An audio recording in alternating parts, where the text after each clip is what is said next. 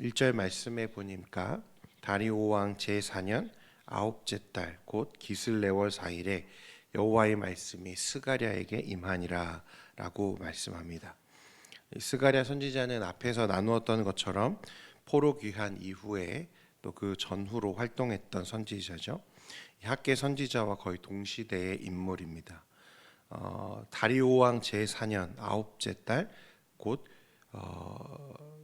기슬레월 4일에 여호와의 말씀이 스가랴에게 임했다라고 말씀하는데요. 이때는 주전 518년 정도가 되는 것 같아요. 그러니까 처음 스가랴가 예언 활동을 시작하고 약 2년 정도의 시간이 지나간 후였습니다.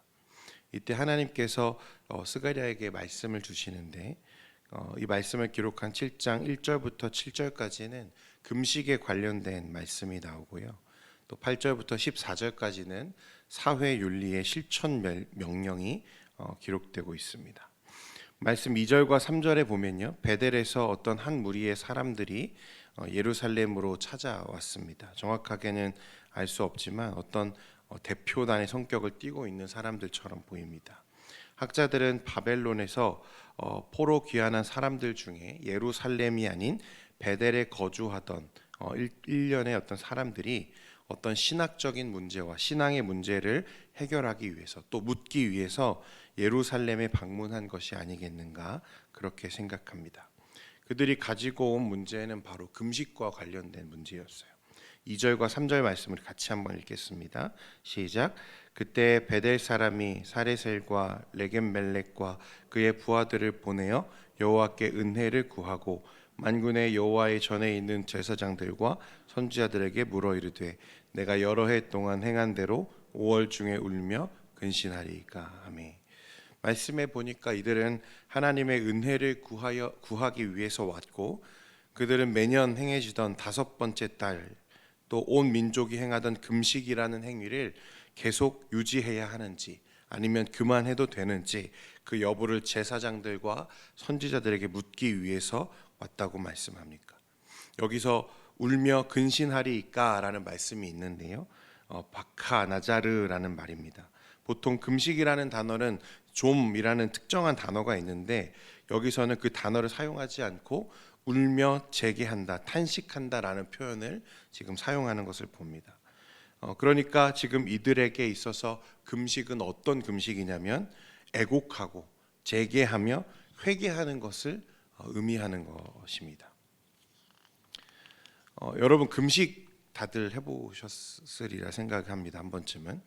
여러분 금식은 그때 왜 하게 되죠? 우리가 왜 금식합니까? 모든 사람이 다 그렇다고 할 수는 없지만 많은 사람들이 예전에도 그랬고 지금도 그렇게 하는 사람들이 있는 걸로 알고 있습니다. 이 금식을 어떤 하나님의 마음을 움직이는 수단으로 이해하고 또 그렇게 행해왔던 적이 있습니다. 그러니까 그냥 기도하는 것보다 금식하면서 마치 하나님께 떼를 쓰듯이 간절히 기도하면 하나님께서 혹시 그 문제를 또 내가 바라는 것을 이루어 주시지 않을까 내심 그런 기대를 하는 것 같아요. 당연히 이건 올바른 의미의 금식이라고 할 수가 없을 겁니다. 오늘 말씀에 보면 금식이 뭐라고 말합니까? 울며 애통하며 재개하는 것. 여기서 재개는요, 종교적인 의식을 치르기 위해서 몸과 마음을 깨끗이 하고 부정한 일을 멀리하는 것을 의미하는 겁니다. 그러니까 회개하는 것이라고 얘기하는 거예요. 금식은 회개하는 거다. 그러니까 스가랴 선지자를 통해서 하나님은 이제 이 문제에 대해서 직접적으로 언급하기보다 대답하기보다 그들의 질문, 하나님 우리가 5월과 7월에 계속 행하던 금식을 앞으로도 진행해야 될까요? 라고 묻는 이 질문에 이 자체를 바꾸셔서 질문 자체를 바꾸셔서 이 문제의 본질의 초점을 우리에게 바꾸어서 말씀하는 것을 보게 됩니다. 5절과 6절 말씀에 보니까 온 땅의 백성과 제사장들에게 이르라 너희가 70년 동안 5째 달과 7째 달에 금식하고 애통하였거니와 그 금식이 나를 위하여 한 것이냐 너희가 먹고 마실 때에 그것은 너희를 위하여 먹고 너희를 위하여 마시는 것이 아니냐라고 말씀합니다. 여기서 보면 이제 5번째 달의 금식은 어떤 의미였냐면 주전 587년에 성전이 불탔던 이 사건을 상기하고 기억하기 위해서, 그날을 애곡하기 위해서 기념적인 의식 행사로 진행되어 왔던 이 민족적인 금식이 있었습니다. 그리고 일곱 번째 달의 금식은요, 예루살렘 함락 직후에 임명되었던 유다 총독 그달랴가 암살된 사건을 배경으로 온 민족이 애통하고 또 슬퍼했던 그 사건을 배경으로 진행했던 의식적인 이 민족의 금식 행사였습니다. 그러니까 이스라엘 사람들은 이처럼 그 민족이 큰 슬픔을 당한 날을 잊지 않기 위해서 의식으로서, 행사로서 종교적인 어떤 목적을 가지고 금식을 계속해서 매년 이어왔던 거죠. 주님은 이제 베델에서 올라온 사람들과 이스라엘 사람들에게 반대로 묻고 계세요. 그 금식이 나를 위하여 한 것이냐라고 물으십니다. 여러분, 금식과 관련된 문제의 초점은요, 다섯째 달에 혹은 일곱째 달에 계속 금식을 해야 할까, 하지 말아야 할까라는 질문이 아니라 진짜 중요한 것은 그 금식을 하는 동기와 목적이라고 말씀하시는 거예요. 여러분, 금식의 진짜 의미가 무엇입니까? 돌이킴이죠. 회개함입니다. 하나님께로 돌아서는 것을 의미하는 거예요. 지난 날을 회개하며 재개하며 울며 하나님의 은혜를 간구하는 것입니다. 결국 하나님을 향한 그 마음을 회복하는 것에 이 금식의 의미가 있다는 거예요. 단순히 의식적으로 행사적으로 금식을 하냐 하지 않느냐, 이것이 하나님께 중요하지 않은 것은 그들의 마음에 이 금식조차도 하나의 연간 행사처럼 여겨지고 있는 거죠. 금식하면서 하나님의 마음을 구하고 자신들의 죄악들을 회개하고 하나님 앞에 그런 긍휼을 구하는 목적의 금식이 아니라 그냥 금식하는 것에 의미를 두고 있는 것을 보게 되는 거예요. 너희가 먹고 마실 때에 그것은 너희를 위하여 먹고 너희를 위하여 마시는 것이 아니냐. 그들은 이 금식을 자신들의 종교심을 채우기 위한 수단으로 지금 사용하고 있는 것뿐이죠. 하나님과의 관계 회복과 충성과 헌신의 삶을 회복하려는 참된 금식의 정신과 본질을 상실한 결과였습니다. 7절 말씀에 우리 다 같이 한번 읽겠습니다. 시작. 예루살렘과 사면 성읍에 백성이 평온히 거주하며 남방과 평원에 사람이 거주할 때에 여호와가 옛 선지자들을 통하여 외친 말씀이, 하나님은 옛 선지자들을 통하여 외친 말씀이 있지 않느냐라고 말씀합니다. 옛 선지자들은 어떻게 늘 이스라엘 백성들에게 외쳤습니까? 하나님께 돌아오라고 말했습니다.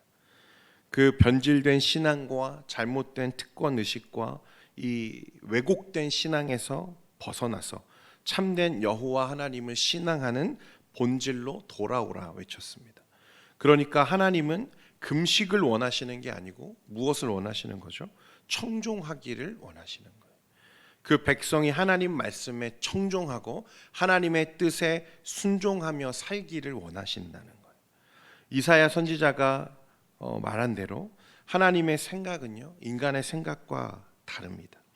이스라엘은 그들의 죄를 깨닫지 못하고 형식만 남아버린 이 본질이 추구되지 않고 하나님이 기뻐하시지도 않는 이 껍데기뿐인 종교 형식에 늘 매여 있습니다. 그래서 늘 하나님의 뜻을 구하기보다 자기들이 유리한 대로 말씀을 해석해가며 신앙을 왜곡하며 살 때, 여러분, 그 결과로 하나님이 그 백성을 떠나신 거죠. 그 결과가 70년 포로 생활이었다고요. 하나님은 이제 그 시선을 다시 하나님께로 돌리라고 말씀하시는 거예요. 종교적인 형식과 왜곡된 신앙에 매여 있지 말고 너희들이 진짜 구해야 할 것을 구하라고 말씀하시는 것입니다. 다섯째 달, 일곱째 달 금식하는 형식에, 그 의식적인 거에 매여 있지 말고 너희가 진짜 구해야 할 하나님의 은혜를 구하라는 거예요. 하나님이 기뻐하시는 순종과 헌신으로 돌아오라고 말씀하십니다. 이 선지자들이 항상 외쳤던 게 그거죠. 돌아오라. 여호와 하나님께 돌아오라.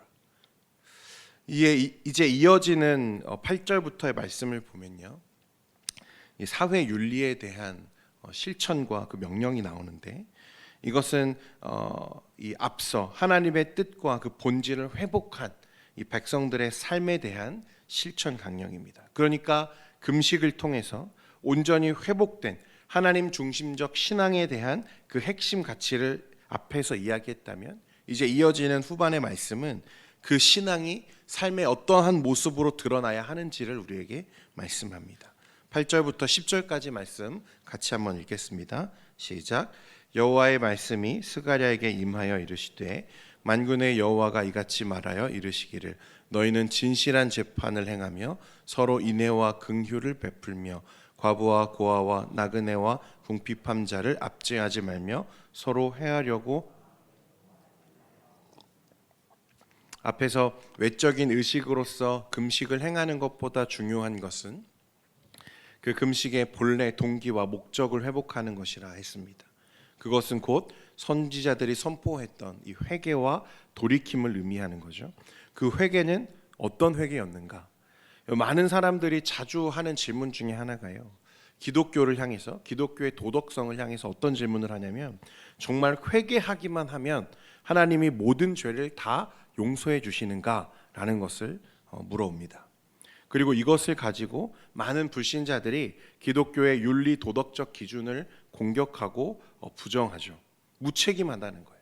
죄를 지었는데 그냥 하나님 저 잘못했어요 라고 기도하기만 하면 그 모든 죄가 다 없었던 것처럼 사라지는 것인가 라고 하는 것에 대해서 그들은 회의감을 느끼는 거죠. 여러분, 이게 진짜 회개입니까? 이게 정말 온당한 회개의 모습일까요? 여러분, 회개는 그런 말장난이 아닙니다. 회개가 만약 죄를 지었는데, 범죄했는데 그 이후에 잠깐 후회하는 마음을 갖고 하나님 저 잘못했어요 기도하는 것으로 우리가 생각한다면요, 여러분, 저 밖에 있는 불신자들도 이 말에 대해서 동의를 하지 않습니다. 어떻게 하나님이 그러실 수 있냐라고 따져 묻게 되죠. 오늘 말씀에 보면요, 하나님은 형제들과 가난하고 힘없는 약자들을 보호하고 도우라 말씀하십니다. 이 사회 윤리를 실천하라는 거예요. 정의를 행하고, 그리고 진실한 재판을 행하고, 서로 인애와 긍휼을 베풀고, 과부와 고아와 나그네와 궁핍한 자를 압제하지 말아라. 서로 헤아려 마음에 도모하지 말라 말씀하십니다. 이게 무슨 말씀입니까? 온전한 회개는요, 여러분, 삶의 변화를 동반한 돌이킴, 이게 진짜 회개라는 것을 말씀하는 거예요. 너희가 진짜 하나님께로 돌아섰다면 어떻게 하라는 것입니까? 하나님께 돌아선 그 삶을 살아가라고 우리에게 말씀하시는 거예요. 너희가 하나님의 사람이라면, 그래서 하나님 앞에 바르게 서 있는 사람이라면, 성도라면 성도답게 살아가라고 말하는 거예요. 우리가 정말 회개했다면, 하나님 중심적인 신앙을 회복했다면 하나님의 백성으로서 이 세상에서 이제 그 의무를 감당하며 살아가야 되는 거죠. 여러분, 이게 진짜 회개이고 돌이킴이라는 거예요. 날마다 와서 하나님 저 또 죄 지었네요, 잘못했어요 기도는 했는데 돌아가서 똑같이 살아간다면 여러분, 그게 어떻게 진짜 회개가 될 수 있겠습니까? 하나님은 이스라엘에게 선민으로서 합당한 삶과 그 길을 깨우쳐 주세요. 의와 사랑을 실천하고 이기적인 삶이 아니라 이타적인 삶을 살라고 말씀하세요. 온전한 신앙 인격체가 되기를 원하시는 거예요. 신앙과 삶을 분리시키지 말라고 말씀하세요. 너희가 믿었다면 믿는 자처럼 살라고 말씀하세요. 주 안에 사랑하는 성도 여러분, 자기 중심적이고 자기 만족을 위한 종교적인 행위에서 우리가 벗어날 수 있기를 원합니다. 하나님이 원하시는 것은 우리의 순종이고 우리가 청종하는 것을 원하시는 거예요. 우리가 달을 정해놓고 금식하고 그런 종교적인 의식에 매달려 있는 것을 원하지 않으세요. 하나님은 그 백성이 하나님의 마음을 구하고 하나님의 뜻대로 살기를 원하신다는 거예요. 그 회개와 돌이킴은 말뿐인 것이 아니에요. 그 삶에서 그 회개에 합당한 열매를 맺어야 하는 것입니다. 주 안에 사랑하는 성도 여러분, 그러므로 오늘 하루의 삶 가운데에서도 말씀을 묵상하며 여러분 성도로서 살 수 있기를 간절히 소원합니다. 합당한 의의 열매를 맺으셔야 돼요. 우리가 믿었다면, 우리가 하나님의 백성이라면 하나님의 백성다운 삶으로 우리가 나타나야 할 줄 믿습니다. 그렇게 하나님의 마음에 합한 자로서 하나님의 성도로서 하나님을 기쁘시게 하는 저와 여러분 되기를 소원합니다. 기도하겠습니다.